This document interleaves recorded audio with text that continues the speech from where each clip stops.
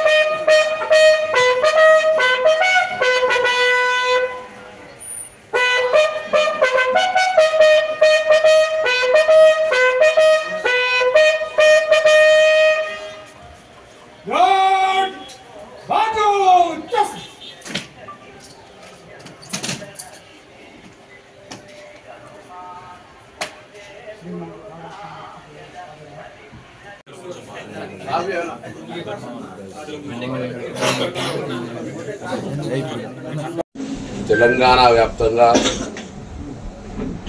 సమగ్ర సర్వే జరుగుతూ ఉంది. సర్వేకు ప్రజలంతా సహకరించాలని కోరుతాను. ఈ యొక్క సమాచార సేకరణ ద్వారా భవిష్యత్తులో తెలంగాణ ఎవరికైతే కార్యక్రమాలు రావడం లేదో, పథకాలు రావడం లేదో వాళ్ళందరికీ ఇచ్చే అవకాశం జరుగుతుంది. పాతవి ఎప్పుడు కూడా తొలగించకుండా, ఎవరికి ఇబ్బంది లేకుండా ఒకసారి సమాచారం అంతా వచ్చిన తర్వాత అర్హత కలిగిన వాళ్ళందరికీ కొత్తగా ఇచ్చే కార్యక్రమం చేపట్టడంతో పాటుగా కొన్ని పరిస్థితులతోటి ఉన్నటువంటి కొత్త సమాచారం క్రోడీకరించుకొని ఈ ప్రభుత్వాన్ని ప్రజల అవసరాల దృష్టి ప్రకారంగా నడపడానికి అవకాశం ఉంటుంది.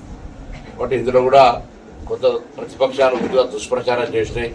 బ్యాంక్ అకౌంట్ అడుగుతున్నానో లేకపోతే ఇట్లా అట్లా ఎక్కడ కూడా ప్రశ్నపత్రంలో అటువంటి లేవు. అకౌంట్ ఉందా లేదా అని మాత్రమే అడుగుతూ ఉన్నారు. కాబట్టి వచ్చే ఎమ్యునరేటర్స్కు మీరంతా రెస్పాండ్ అయ్యి వాళ్ళకు సంబంధించిన సమాచారాన్ని సేకరించే అంశంలో సహకరించాలని కోరుతాను.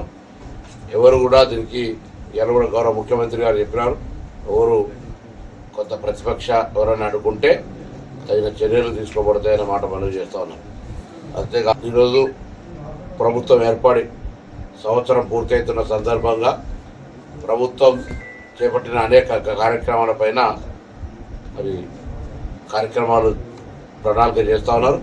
దానిలో భాగంగా గ్రామాన కాంగ్రెస్ పార్టీ కార్యకర్తలు, తెలంగాణ ప్రజలు అందరూ కూడా మనం 200 యూనిట్ల ఉచిత విద్యుత్ ఇచ్చినాం, మహిళలకు ఉచితంగా బస్సు సౌకర్యాన్ని ఇచ్చినాం, 5 లక్షల నుంచి 15 లక్షల రూపాయల ఆరోగ్యశ్రీ ఇచ్చినాం. ఇలా రైతు రుణమాఫీ 1,00,000 రూపాయలు 5 సంవత్సరాల్లో అనేక కిస్తుల మీద చేసి ఆ రుణమాఫీ సక్రమంగా జరగని పరిస్థితి నుంచి దేశంలోనే ఏ రాష్ట్రం చేయని విధంగా 2 లక్షల రూపాయలు రుణమాఫీ చేసినాం. ఇందిరమ్మ ఎంపిక ప్రక్రియ జరుగుతూ ఉంది. ఈ విధంగా అన్ని కార్యక్రమాలకు సంబంధించి ప్రజలతోటి మిగతా హామీలు కూడా ఇప్పుడున్న రాష్ట్ర ఆర్థిక పరిస్థితి దృష్ట్యా కొద్దిగా ఆలస్యమైన వచ్చే మార్చి తర్వాత అన్నీ కూడా ఇవ్వడానికి ప్రణాళిక సిద్ధం చేసుకుంటూ ఉన్నాం. కాబట్టి ప్రజలంతా కూడా ఈ యొక్క ఉత్సవాల్లో సంవత్సరం మీ ప్రజాపాలన మీరు ఎన్నుకున్న ప్రభుత్వం కాబట్టి అందరూ కూడా భాగస్వాములు కావాలని సందర్భంగా కోరుతాం.